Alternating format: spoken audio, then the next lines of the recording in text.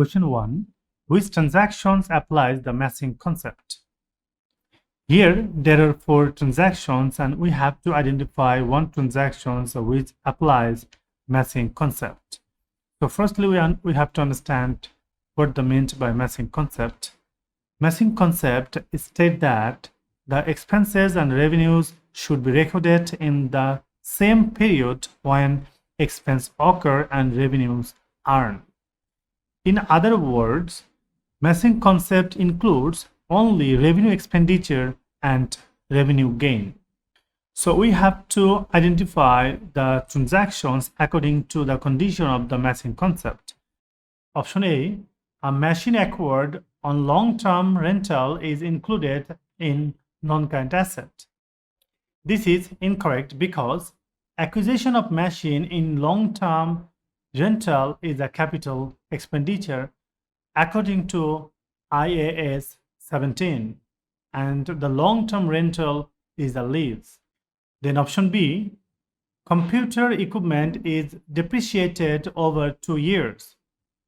This is correct answer because expense is matched with the revenue for the particular accounting period.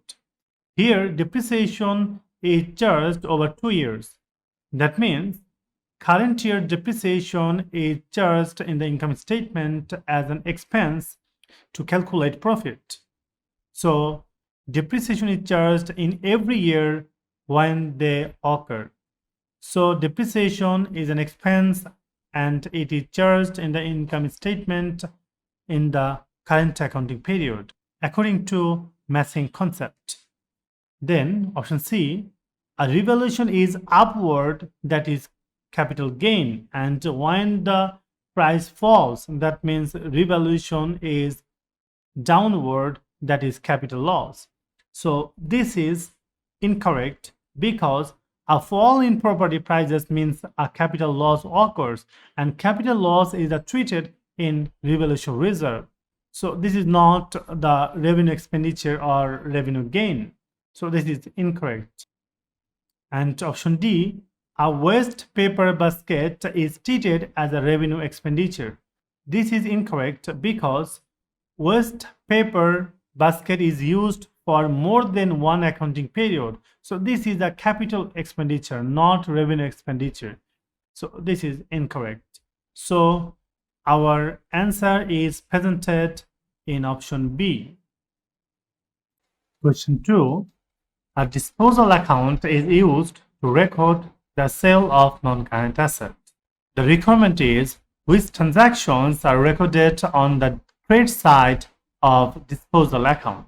Dear student, our requirement is we have to identify the items which will be recorded in the credit side of disposal account. So to get these credit side items, we need to prepare the disposal account. So in disposal account, in the debit side, cost of non-current asset is added. Then in the debit side, there will be a profit on disposed of non-current asset. And in the credit side, here is the accumulated depreciation, then sale proceeds, and income statement loss. That means loss on disposal. So according to the disposal account, here is the credit side item is accumulated depreciation, sale proceeds, and income statement. So option A, cost, loss on disposal, and sale proceeds. So in option A, there is only 2 items, loss on disposal and sale proceeds is the credit item, and cost, which is the debit item. And option B, cost, profit on disposal, and sale proceeds. Here, cost and profit on disposal, which is the debit side item, and sale proceeds only one credit side item. And option C, depreciation, loss on disposal, and sale proceeds. There are 3 items are the credit side items. So this should be our answer. And last one is option D, depreciation, profit on disposal, and sale proceeds. Here depreciation and sale proceeds are the credit item, and profit on disposal is the debit side item. So we have got our answer is option C. Question 3. The following information was available for the disposal of a machine.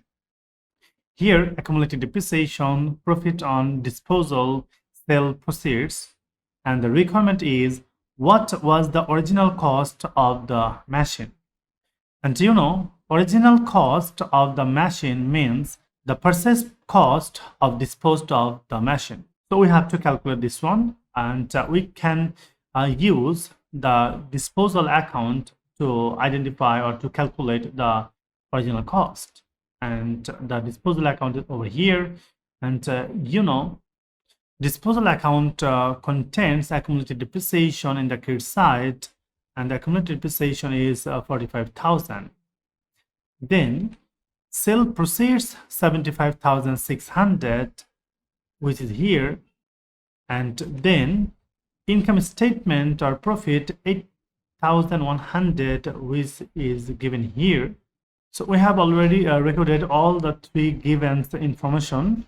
Now we need to balancing of this account, and the balancing figure is 120,600, and the cost of non-current asset is 112,500.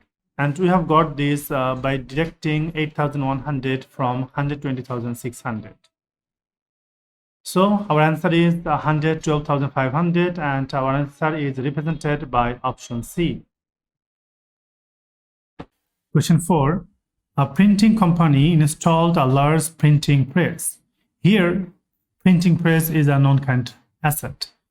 The requirement is which costs are the capital expenditure in the first year of its operation.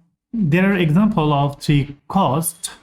So firstly, we have to understand what is meant by capital expenditure. And capital expenditure is the money spent by a business on buying or adding value to the fixed asset. In other words, the cost associated to bring the non-current asset to the working conditions to use the asset regularly. And you know, there are another expenditure, and that is revenue expenditure, and we have to understand these also. So the revenue expenditures are incurred in the day-to-day running of the business, and it does not increase the value of fixed asset. So dear student, we have to understand the explanations of the four examples according to the capital expenditure or revenue expenditure. So let's see the example. Option 1, installations of the press. This is capital expenditure because without installations, press does not operate. So installation cost of the press is needed to bring the press to the working conditions. So this is capital expenditure. Option 2, depreciation of the press. This is revenue expenditure because depreciation is incurred due to press operate day to day. That means depreciation occurs for running of the business using press day to day. So depreciation is revenue expenditure. Option 3, repairs to the press. This is also revenue expenditure because this cost is incurred to the press to running the business day to day. But this repair cost does not increase the value of that press. So repair is a revenue expenditure. Option 4, upgrades to the press. This is capital expenditure because this cost increases the value of the press. So we have seen there are two example is the capital expenditure, and that is option 1 and option 4. So our answer is represented by option B. Question 5. The year-end balance in the cash book was 23,780. This was different from the balance on the bank statement. The difference was due to the following items. Here, bank charges, a customer's check which was dishonored, and the last one is a bank error meant a check was incorrectly debited to the bank account. And the requirement is what should be the value of bank in the statement of financial position. And the value of the bank is the correct balance of cash book which is recovered. And here in the questions, a bank error represents a mistake in the bank statement, not in the cash book balance. So this bank error will not be part of our calculations. So let's calculate the correct balance of the cash book over here, where balance as per cash book which is given 23,780 and bank charge not yet recorded, so it will be deducted because you know bank charge is an expense and it is recorded in the credit side of the cash book. Therefore 216 is deducted from the cash book balance. And then a dishonored check from the customers which is given in the questions, and the amount is 1375, and which is also deducted because when the check is dishonored from the customer's bank, it is assumed that the amount will not be added to the bank account. Therefore, dishonored check is deducted from the cash book balance. So we have already recorded the two transactions regarding to the cash book balance. So the corrected balance of the cash book is 22,189, and which is the value of the bank, and the answer is represented by the option B. Question 6. Let's see the requirement first. Here the requirement is, what was the correct balance on the sales ledger control account? So dear student, we have to calculate correct balance. That means already there are some value in the sales ledger control account and there is some error. So we have to adjust this error with the dropped figure. So let's see the case study. Hence, at the end of the year, the balance of the firm's sales ledger control account was 12,900. The total of the customer's account in the sales ledger was 11,900. So there is the difference between the sales ledger control account and sales ledger. Then the following errors were then discovered. That means after finding the difference between sales ledger and the sales control account, the errors were discovered. And here is 3 errors, and we have to read this error very carefully and have to adjust with the sales ledger control accounts amount. So first we have to understand what is the meant by the sales ledger control account and the sales ledger. And here is the sales ledger includes the entries of the personal customer's account, whereas sales ledger control account includes the entries of general ledger, that means nominal ledger. So we have to find the personal customer's account for the sales ledger and the nominal ledger or entries of general ledger for the sales ledger control account. And as we have to correct the balance of the sales ledger control account, we will only count the general ledger for the sales ledger control account. So let's see the errors. Error number 1, a customer's account had been undercut by 700. Here, customer's account is a personal account, so mistakes in the personal account, and this is the part of the sales ledger, so we should avoid this to consider in our workings. Then option 2, a contract with a supplier in the purchase ledger of 200 had only been entered in the sales ledger control account. Dear student, contra had been entered in the sales ledger control account. That means there is no error in the sales ledger control account. So this is missing entry in the purchase ledger. So we should avoid this, as this contra had been entered in the sales ledger control account. And the last one is number 3. The discount allowed column in the cash book totaled 500. This had not been posted to the nominal ledger. So dear student, you know nominal ledger is the part of the sales ledger control account. And this nominal ledger, that means discount allowed, had not been posted to the sales ledger control account. So now we have to adjust this discount allowed in the sales ledger working. Therefore, this discount allowed the entry in the sales ledger control account, and we have to adjust this in the sales ledger control account amount. So let's see the working in below. Here is the balance of the sales ledger control account is 12,900, which is given in the question. And discount allowed is recorded in the credit side of the sales ledger control account. Therefore, the discount allowed will be deducted from the balance of sales ledger control account. So here is the missing entry of the discount allowed 500 is deducted, and the corrected balance of sales ledger control account is 12,400, and this is our answer. And this 12,400 answer is represented by option D. Question 7. A suspense account has a balance of 450 debit. What has caused this balance in the suspense account? Dear student, we have to identify the reason for this suspense account balance of 450 in the debit side.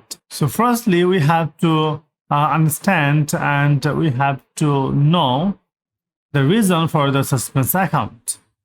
And the reasons for creating the suspense account over here, the first reason is single side entry.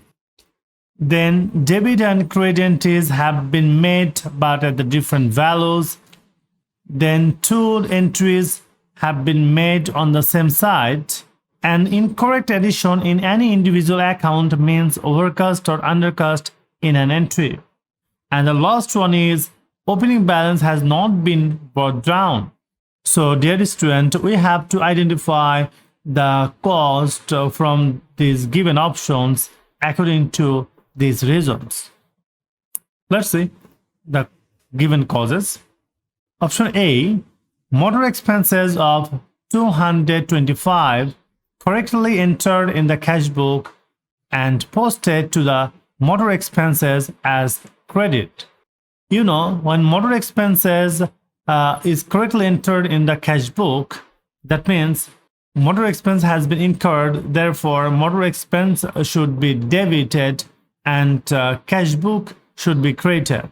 And here the amount is posted correctly to the cash book, and correctly entered in the cash book means the cash book is credited, and also motor expense is posted as a credit. So according to the suspense account, here two entries have been made on the same side. So let's see the journal they have made. For option A, they did cash book posted correctly in the credit side, and they have also posted motor expense as the credit item, and there is the missing of the debit item. But according to the dual entry concept, debit and credit entry should be made with the same amount. So here debit entry should be made with the same amount of 450, and we know suspense account is created in the less amounting side or in the missing item side. So here is the debit side is suspense account of 450, and which is matched with the given suspense account balance, debit balance of 450. So option A is ultimately our answer. But we should check why the other answers are not our answer option. Now option B, motor expenses of 250 entered in the cash book as a receipt and posted to the motor expense as a credit. As explained before, motor expense of 250 with actual journal is motor expense is debited and cash book is credited with the value of 250. But here enter in the cash book as receipt. Here cash book is receipt means cash inflow in the business. That means cash entered in the bank account. Therefore, cash book is debited as a receipt. So let's see the journal they did, and here for option B, they did debit cash book as a receipt of 225 and credit motor expense 225. And this is the error in the reversal of entry, and there is no suspense account. So this is not our answer. Let's see option C. Motor expense of 450 correctly entered in the cash book and posted to the motor vehicle as a debit. Here motor expense is an expense, but here motor vehicle is an asset. So this is the error in the principle, and they have made correctly entered in the cash book. That means cash book is credit and motor vehicle is debit. So let's see the journal that did. Here debit motor vehicles and credit cash book, and here 450 for the both entry. So this is the error of the principle, and this is not matched with the reason of creating suspense account. So option C is not our answer. Then last one is option D. Motor expenses of 675 entered in the cash book as a credit of 225 and posted to the motor expenses as 225 debit. As we know, the journal of the motor expense is debit motor expense and credit cash book, and they did correctly cash book as a credit and motor expense as a debit, and they have made error for entering the correct amount 675, but they have entered 225 for the both account. And for recording correctly the journal, that means entry for debit and credit, but the error in posting of the amount for the both entry, which indicates error in original entry. So let's see the journal they have made. Here for option D, debit motor expenses 225 and credit cash book 225. So there is no error in the suspense account made. So option D is not our answer. So ultimately our answer in option A. Question 8. An item of capital expenditure has been incorrectly treated as revenue expenditure in the financial statement of a business. And the requirement is, what is the effect of this error on the financial statement of the business? And here the effect of this error on assets and profit. So before identifying the effect of this error, we have to understand what is meant by capital expenditure and revenue expenditure. And the capital expenditure is the money spent by a business on buying or adding value to a fixed asset, and it is recorded in the statement of financial position. So for capital expenditure, the value of fixed asset increases, and revenue expenditure is this expenditure that is incurred in the day-to-day running of the business, and it is recorded in the income statement. So for revenue expenditure, expense has been increased, therefore profit is reduced. So the effect of this error, that means capital expenditure has been incorrectly treated as revenue expenditure. The impact on the asset is the reduction the value of asset. So assets are understated. And effect on revenue expenditure, that means effect on profit, is expense are overstated, and so profit is understated. When expenses increases, profit ultimately decreases. So we have got assets are understated and profit is also understated, and is represented by option D, where asset is understated and also profit is understated. So our answer is D. Question 9. A company pays or receives the following amounts on the last day of its financial year. The first one is deposit paid to a supplier. Rental. Second, rental income received in advance.